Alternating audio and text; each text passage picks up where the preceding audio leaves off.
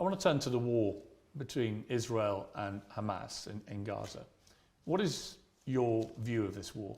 I think when you call it a war, you're doing a disservice to the people who are having their limbs blown off by some of the most advanced technical weaponry on the planet. It is a genocide and it is disgusting. And it doesn't matter which side of the political spectrum you fall on. When you observe a genocide in front of your very eyes, you should be disgusted. Which side is waging genocide? The Israelis are genociding the Palestinians, and you know it as well as everybody else does. Well, then it seems like your bosses are not allowing you to know it. What do you think of what Hamas did on October the 7th? Why are you starting the story in the middle, Beirs? I just asked you about the wider war.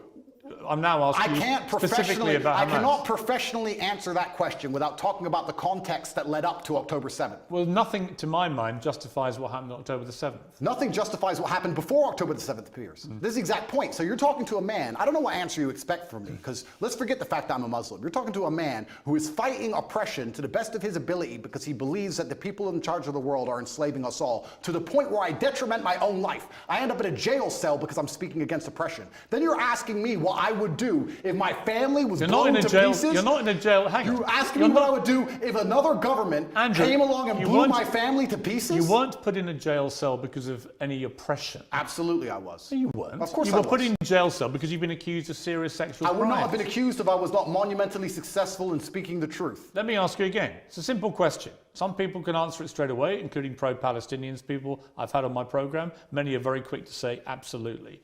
Do you believe Hamas are a terror organization? And that's a very interesting question, but I think you're peddling asininities. Well, just answer the question.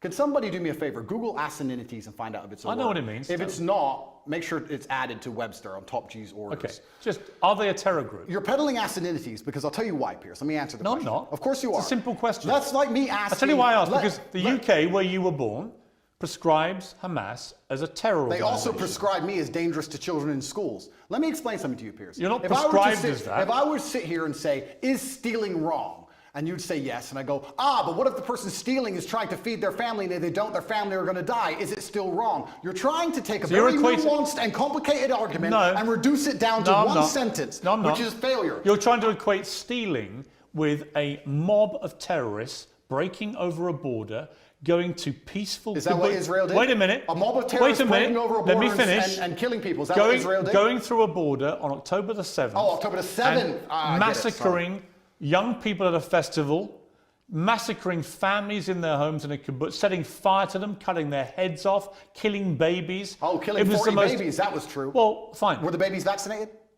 Why are you being flippant? I'm not being flippant. The point I am making... I don't find that funny. No, but the point I am making is that the media lies, firstly. Secondly... I can ask you about different things at the same time, right? Sure. So I'm asking you, first of all, specifically, what is your reaction to what happened on October the 7th? Sure. I'll answer the question professionally. I do not condone the loss of human life on either side. I think anybody doing anything which directly damages civilians is disgusting and abhorrent. However, I would be an amateur if I could not sit and pretend I do not understand the motivations behind either side. This is not even me taking a side. I understand why Israel is doing what it's doing. I understand why Palestine is doing what it's doing. However, I still call the Israeli actions absolutely abhorrent and genocidal. Okay, we're going to come to Israel's actions, I promise you. We will ask that question specifically. But in terms of what Hamas did on October the 7th, do you accept that was an act of terrorism? It's an interesting question because once again, not really. It is. No, it's a very straightforward question. Because you're the person who would have called Nelson Mandela a terrorist while he was still in jail, and one person's terrorist is another person's freedom fighter. I wouldn't have called him that. For me to answer the question, yes, you would have. For me to answer the question, I have to be very professional, Beirs. For me to sit on the outside in Romania with no personal involvement in Israel-Palestine, it's easy for me to say yes, it was an act of terror. However, if I was in Gaza, if I was in an open-air prison, if my family had been annihilated by bombs from the sky, if everybody I knew had suffered the loss of a loved one, if I had no chance of any kind of freedom or democracy or standard of life, would I believe it was an act of terror, or would I believe it's an act of resistance against oppression? You have to be very careful how you answer these questions. So what do you think? I think I understand what happens when you take people and put them in such an inhumane condition. For anybody to sit and say that you're going to take people and put them in absolutely inhumane conditions and give them no standard of life, and they're not allowed to ever fight back, or they are terrorists. But I can agree with you. Anyone who does that is an amateur. I can agree with you that the plight of the Palestinians for many decades has been absolutely shameful. So what did we think was going to happen, Piers? No, nothing justifies what happened on October the 7th. So what are they supposed to do? Nothing. So what are they supposed to do? That was an act of medieval barbaric terrorism. Nothing justifies it. Did they suffer acts of medieval? Did they suffer acts of medieval barbaric? Did they suffer acts of medieval barbaric terrorism before that date? Yes. And it's unfortunately an eye for an eye in this world. Tell me, I'm not condoning. I'm being a professional and answering to you why it happened. Give me one example of where Israel, without any provocation, went into... a specific question. Went into Gaza and massacred 1,500 innocent people, cutting their heads off, taping and boasting about what they'd done back to their families in Israel, kidnapping Holocaust survivors, bringing them, they wouldn't have, of course, done that in their case, but kidnapping old grandmothers and bringing them back to Israel, kidnapping babies, kidnapping children. When has Israel actually gone in and done something of the scale of October the 7th? There's literally endless examples of that. Give me one. In 2014, they were bombing civilians. You know what, Piers, let me tell you something. I'm not talking about what they were categorized as retaliation for rocket strikes, and there's an arguable point. As there is, for example, I'm vehemently against the expansion of the settlements on the West Bank. I think there are legitimate questions about the proportionality of Israel's response here. But in terms of what Hamas perpetrated on October the 7th, there is no instance of Israel doing that to the people of Gaza. And you have to accept that. If you don't accept that, you're either deluded or you're deliberately not wanting to say the obvious, which is that was an act of terrorism, because you're concerned about upsetting people in Palestine. Is that the case? Let me go back to my first point when I said you're peddling asininities. The reason I said that is because to look at a situation, no matter how heinous, and to ignore all of the context and pretend that you do not understand why said situation happened Nothing justifies terrorism on that scale. Nothing. Is asinine. No, it's not. Because it's not about justification. Let me tell you why. Piers, it's not about justification. Let me tell you, it's about understanding the realities of the world. Let me tell you the reality of the world. Hamas came to power in 2005. Hamas's initial founding charter made it clear that they are for the eradication of Israel. And on October the 7th, they proved what that means is they will kill every Jew they can get their hands on. They are an existential threat to people in Israel and to Jewish people. And that is, I'm afraid, the purest personification of a terror group. I also think by doing what they did, as they have done since 2005, they weren't representing innocent Palestinian people in Gaza. Who are suffering now. They knew, yes, but Hamas knew when they did what they did that Israel would respond the way they did and that thousands of innocent Palestinians would get killed. They knew that and they still did it. So my question for you is, why can't you, which is my position on this, is very straightforward. What Hamas did was an act of terror, an absolutely despicable act of terror, and should be called exactly what it is. And they are now demonstrably a terrorist group. That is why they were rightly prescribed that by the UK and America and other countries. And to try and pretend they're not makes you sound like Jeremy Corbyn. And I can't think of a worse insult to throw at you, right? So I don't think me and Corbyn agree on that. But I also think there are legitimate questions to come about the way Israel's responded. We can come to that. But I just want to ask you one more time. Is what Hamas did on October the 7th an act of terrorism? I think, Piers, it is peddling asininities for you to pretend that enslaving people... You sound like Jeremy Corbyn. No, let me answer the question. 15 times he refused to answer the question. Let me answer the question. You're now up I'm to not about... refusing. You're now about 3 or 4. If you look... Are they a terror group or not?